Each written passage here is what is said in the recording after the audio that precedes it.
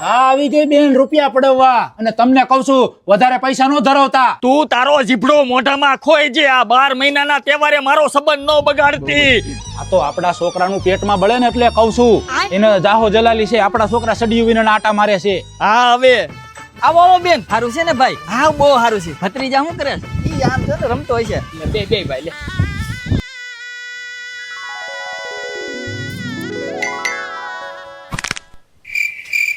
આ મહણિયા બીજી બેન ક્યારે બનાવી? અરે ના ના બેન, કાંડું છે.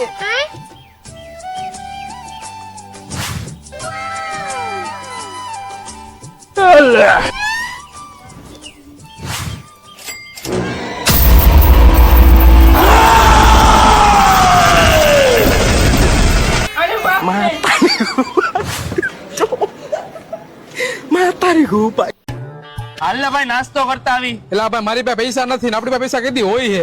અરે ભાઈ મારી પાસે પૈડા, હાલ હું પૈસા આપી દઈશ. હાલ એલા ગાડી તો લઈ લે. ના ભાઈ ગાડી નથી લેવી, મારી પાસે પેટ્રોલ ના પૈસા નથી, મારી પાસે ખાલી નાસ્તાના જ પૈસા હે. હાલ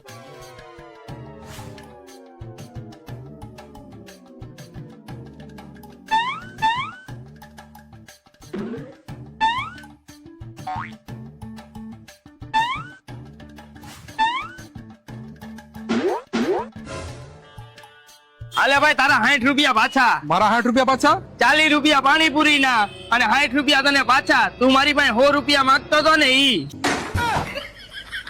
મારા પૈસા મને જ પાણીપુરી ખવડાવી.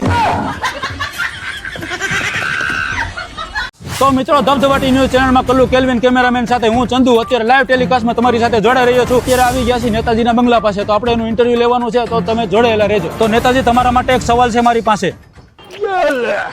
બોલો. નેતાજી તમે જયારે પોલિટિક્સમાં નહોતા ત્યારે તમારી પાસે ખાવા ખીચડી નહોતી અને નહોતી તમારી પાસે લક્ઝરી કાર કે નહોતી પંખા વિનાની સાયકલ. તો અત્યારે તમારા બંગલાનું કામ જોરો શોરથી હાલી રહ્યું છે અને મોટી મોટી ફોર્ચ્યુનર કાર ને બધું આવું કેવી રીતના?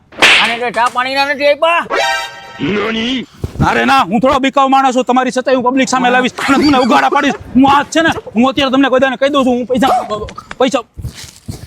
તો મિત્રો તમે જોઈ શકો છો અત્યારે આપણે નેતાજી ચૂંટાયા પછી અત્યારે પ્રજાની સેવા કરવા નીકળી ગયા છે. કોઈ ગરીબ માણસ હોય કે કોઈ દર્દી માણસ હોય અત્યારે ખડે પગે રહ્યા છે. આપણા નેતા જિંદાબાદ, આપણા નેતા જિંદાબાદ, આપણા નેતા. ઓય તમારો બાપ હીરા ઘઉં છો કે બટેટા સોલો છો? સાડ રાખો ને. શેઠ માણસ એવી મશીન નહીં. હમણાં હામો બહુ બોલવા માંડ્યો છો. તારો પગાર મારા હાથમાં છે, ખબર હે ને? આ તો તમારો નફો અમારા હાથમાં છે, યાદ છે ને? હા ભાઈ, હાલે તારો પગાર. કેમ આટલો જ પગાર? ઓવર ટાઈમ ના પૈસા ગયા? હવે ઓવર ટાઈમ ના થોડા પૈસા હોય. આ તો આજથી ઓવર ટાઈમ બંધ. એટલે તું હું મને ધમકી મારસ? તારી જેવા કારીગર હાંજ પડે 70 આવે ને 70 જાય છે. ઓય કરો બધાય, આપણે ઘંટી બંધ, આપણે જોવી છે આનું કેમ હાલે છે.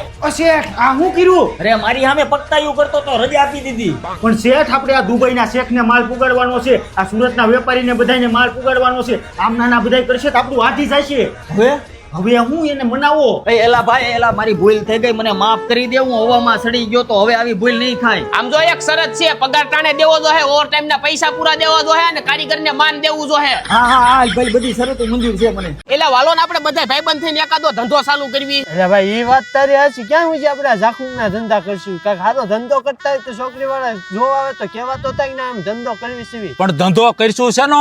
એક કામ કરી, આપણે ચાની હોટલ કરી નાખી. હવે સાની હોટલમાં 4 જણા થોડા હાલે, ભાગ છે નો ભૂખ નો પાડશું. આ તો ભેગો એક પાનનો ગલ્લો નાસ્તાની લારી કરી નાખશું. આ તો કાંઈ વાંધો નહીં, પાનનો ગલ્લો તું સંભાળ લેજે, સાની હોટલ આ સંભાળ લે, નાસ્તાનું હું સંભાળ લઈશ. હેલ્ડિંગ હું કરજો ભાઈ. પેલા હરખું બોલતા તો શીખ. આમ જો હેડલિંગ હું કરીશ હો, મારી રેપ્યુટેશન નો સવાલ છે. જો ભાઈ આ હેન્ડલિંગ કરશે તો મારે આ ભાગમાં ધંધો નથી કરવો.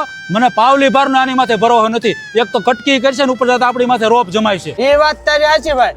આપણે બધાને કામ કરવાનું નહીં, સેટ થઈને ફરે એમ થોડું હાલે. એલા ભાઈ એક કામ કરો, રેવા દો, આપણે આ જાકુબના ધંધા કરવી છે ને બરોબર છે. બટા મર્યા પેલા હું તને કહી દઈશ કે આ પેટીની ચાવી ક્યાં છે. અત્યારે તો તું ખાલી સેવા કર.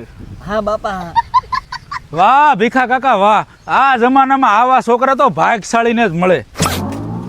મારી ઘરવાળી ને મારા છોકરા તો મારું કાંઈ સીધું નથી કરતા. તમે હું આ છોકરાને જાદુગર કરી દીધું હે? મને તો કયો ભીખા કાકા. ઉભો રે, હમણાં કહું. ઓય આ નાથો આવ્યો છે, 2 રકાબી ચા બનાવતો હોય, જા આમ જા ને. એમાં એવું છે ને, હું તને કહું હો.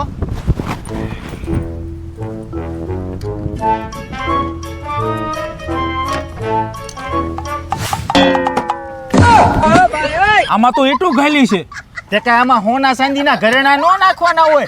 ભીખો છું હો પછી આ મારા હાડા હાંસવે નહીં. પણ ભીખા બાપા તમે મરશો ને પછી ખબર પડશે આમાં ઈટું ગાયલી છે તો છોકરા તમારું હરાદય નહીં નાખે. નહીં સુધરે.